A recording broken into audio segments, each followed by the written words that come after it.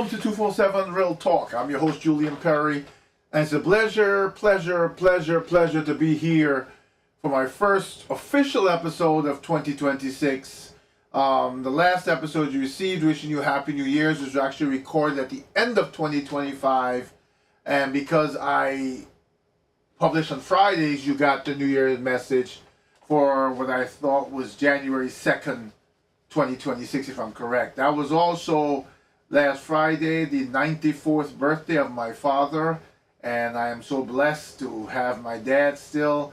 He's got some short-term memory loss, but he's otherwise quite healthy and doing quite well. And given the amount of people that I lost last year, I am so appreciative to have him. I'm appreciative of all of you.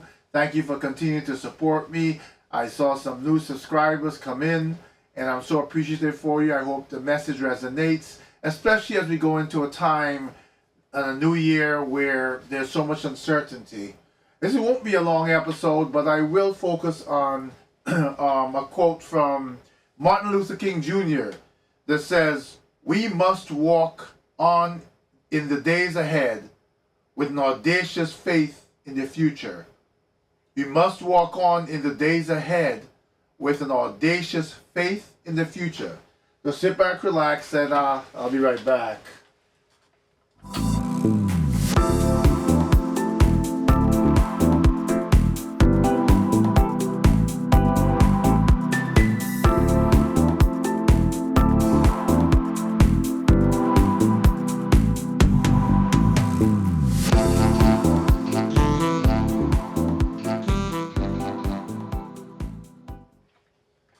All right, so we're back. Thank you again for being here. And like I said, we're going to have a quick conversation. Couple of things that brought me to have this conversation as the first one for the year. That quote, let me start the full body of the podcast again by reading it to you. "We must walk on in the days ahead with an audacious faith in the future." Now, I took a couple of notes and I took a couple of screenshots of something else I read earlier tonight. And we started off the year with a lot of residual baggage from last year, a lot of challenges that have layered our lives in ways that we didn't ask about involuntarily. And as we started this new year, and as I sort of tried to get the pulse of what's going on and what's on people's minds, two things happened. We had an exercise. Again, I am very careful with the words I choose because this is not a political podcast. This is a human being podcast, driven by my need to help and to share and to unite. That's fueled by my personal faith. No sort of reflection on what anyone else believes, because at the end of the day, I believe that in this life, in this time that we have, that we know is finite, most of us look for the best we can. Sometimes we look for it the wrong way, but we look for the best we can. And we started off the year, we saw the military exercise in Venezuela. And then yesterday, we saw the Immigration and Border Patrol agents shoot and kill a woman in Minnesota. And what I'm focusing on for this episode is not the details of either of those two events, plus some other things we've seen. What I'm trying to get out of those events is how we are feeling about and treating each other as human beings. How we are empowering good and how we were empowering bad or evil. I thought about the importance of the every breath we take, of the life we live. I'm not sure if I mentioned this to you, and I don't think, let me think clearly, I'm not sure if I did. Forgive me if I'm repeating myself, but after the losses I had last year of 5 friends, I lost a 6th friend on December 31st, the last day of the year. As I speak to you tonight, about an hour ago, I got news that my cousin's wife died. He's younger than I am quite a bit. She's probably maybe just about 50. A few weeks ago, she had a bad cough, kept coughing for a while, and then all of a sudden she had a stroke and destabilized, and 3 weeks later, she's no more. I bring that to you, and that's a hurtful situation. I haven't spoken to my cousin yet, her husband, because it just happened. But my point being that we need to understand the value of our individual lives. We need to understand the pain we inflict on others when we live a life of greed and selfishness.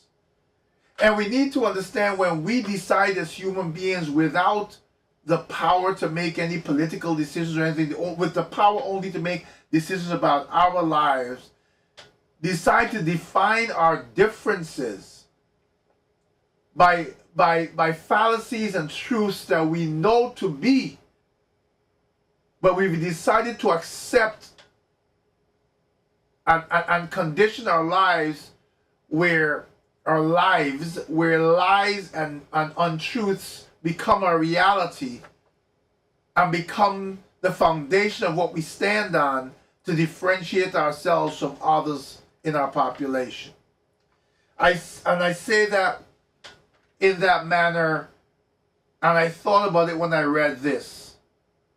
And I can't remember who posted it, but it said, some people, listen to this carefully, some people need no proof to believe a lie, but need all the proof in the world to believe the truth. Some people need no proof to believe a lie, but need all the proof in the world to believe a truth. And if the crazy thing about that is, we have seen things on the news. I'm sorry if I'm touching my nose. I just had my allergy shot for the month, so I'm, in a bit of discomfort. We see things with our own eyes. It is as if my followers on this podcast believe in me to the point where I can come on this camera in front of you. I can invite someone into my studio. I can slap them on the face in front of the camera. That person can react in pain that's easily discernible. I can come back to you the next week and have the people who are against this podcast or against me for whatever reason, and I hope there are not a lot of those out there, because this is a conversation about togetherness and unity, but they can come back and condemn what I broadcast. And I can say in front of the same camera the next week, I didn't slap him. I actually only touched something that was on his face. I'm talking the difference between a slap and just taking my finger and touching something. And my supporters will tell the opposition he didn't slap him. Even though everyone who supported me saw what I did. But they believed more in supporting my lie because I have become their reality more than the truth or what is really real. I mean, what is going on in our world today is every time an egregious act occurs in public, one more egregious than the other, we have millions of people who will stand up. We have people who we have elected. We have people who are part of the body that governs by, and you understand some laws are something that have existed through time, and will sit there and give a totally different story. And the people who support them, who saw something different, will convince themselves that what they saw was not real. What they heard was not real. To align themselves with something. Because they either have gone so far that they can no longer discern reality or the truth, or they have told themselves and convinced themselves that they must believe in one thing or one side of the coin and deny that the other side of the coin exists, because that's the only way they can exist and be accepted within that community. Meaning, if someone now says, going back to my original example, who is someone who is not a follower of mine, stands up and says, you know what, I think he was right, there was no slap. Every one of their people within their community will disown them. And they have to make a choice to survive, depending on who they are, where they live, their sexual orientation, the color of their skin, their gender. All of those things have to come into play into every decision they make, except the one most important decision. And that is that they are a human being living in a world with other humans, and that life is finite. We have got, I mean, it is beyond my understanding. And I consider myself pretty rational. And I get into trouble with, even in my own household, with my spouse or whatever sometimes, because I disagree and we're other sides of the coin. And those are things that might be, sometimes the discussions that we have where you have those petty arguments or whatever with your spouse are so inconsequential, even as it relates to your own home. The decisions we make as human beings to differentiate ourselves and stand on something that is simply not true has bigger implications.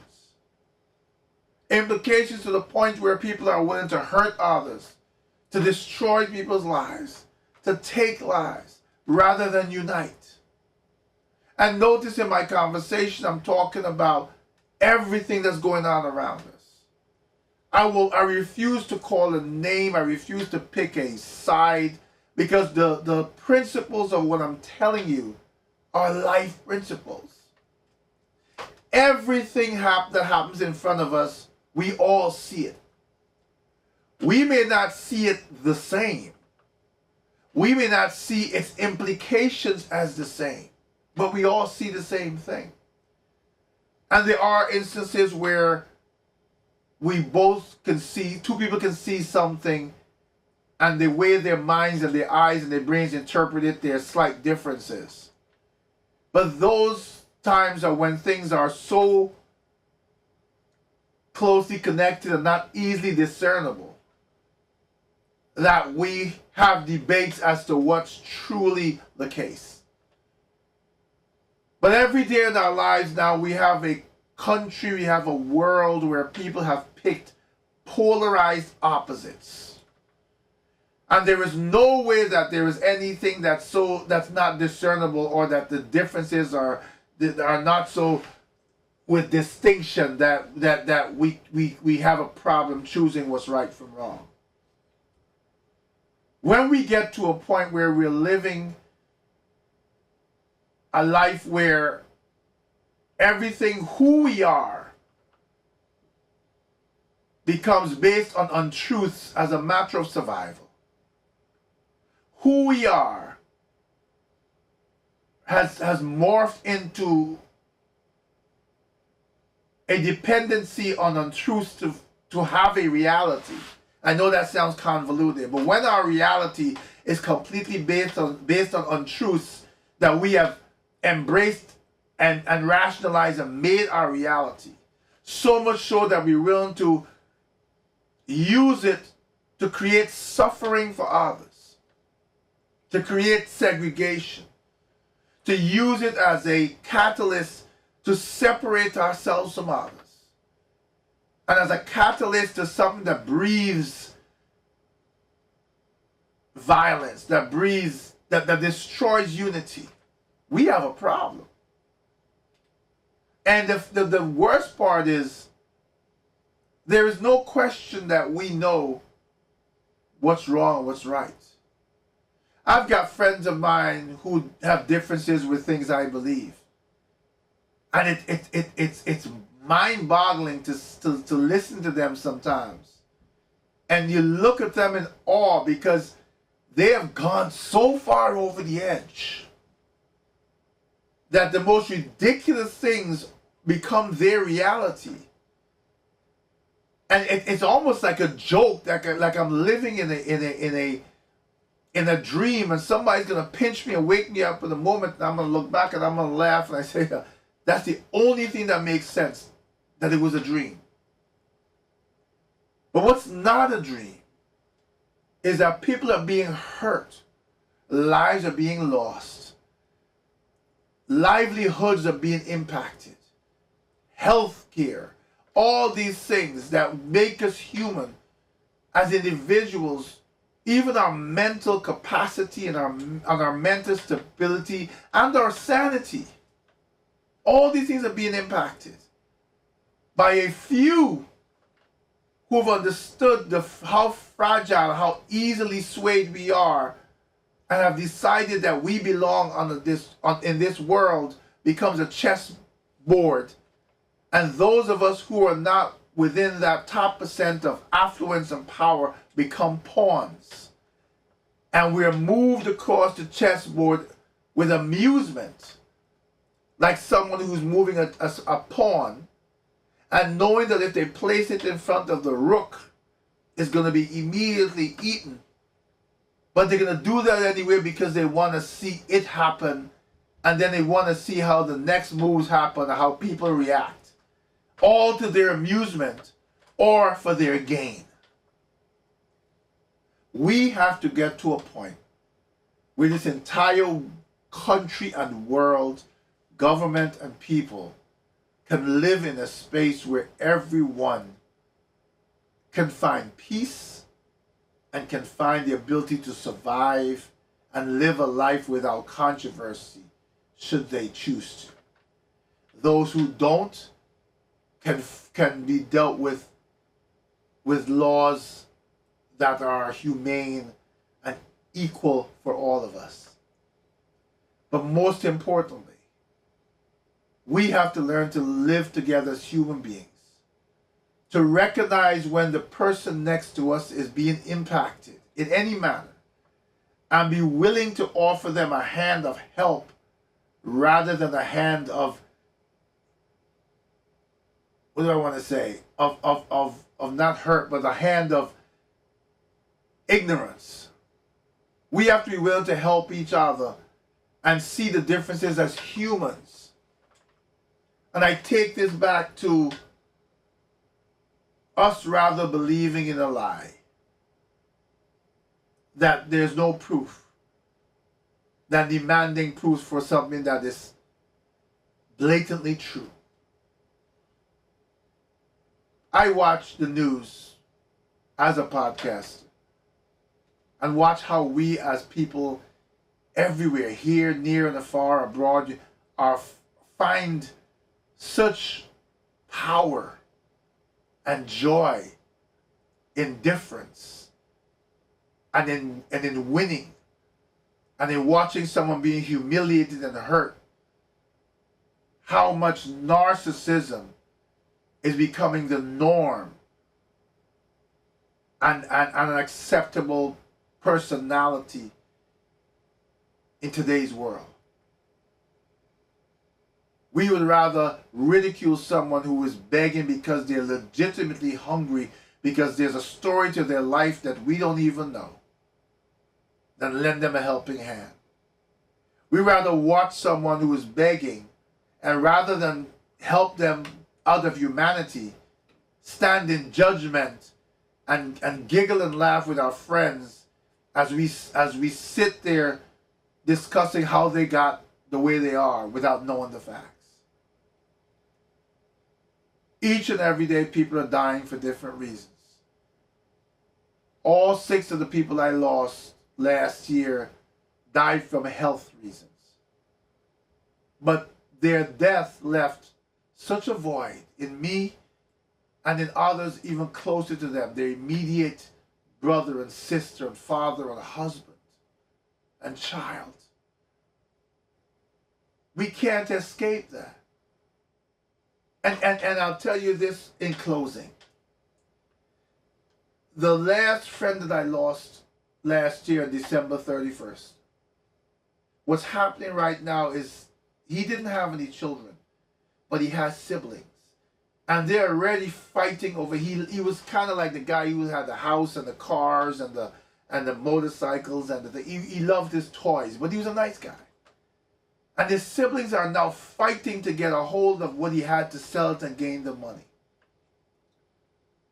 The man is not in the ground. His funeral is the 10th, which is Saturday. And this is what's been going on. This was going on in the hospital before he died, when the doctors gave his prognosis and the description of his illnesses, and they kind of knew he was going to die. They were fighting then for what he had, and he wasn't even dead. For what someone else worked hard for and gained in their life. Their biggest concern was how could they benefit from it, as soon as he closed his eyes.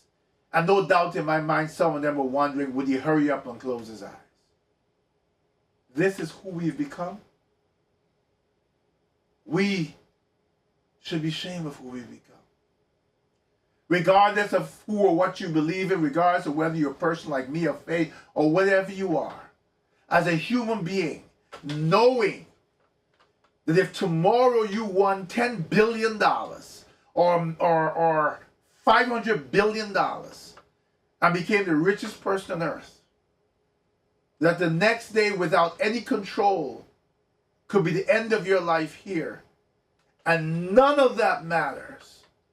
But if you took that $500 billion or whatever and you fed the entire world, then what people would remember most is what you did for another human being. And that is what makes your life matter.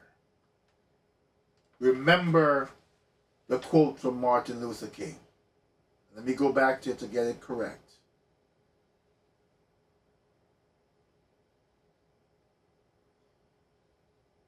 We must walk on in the days ahead with audacious, with hopeful, with unbreakable faith in the future.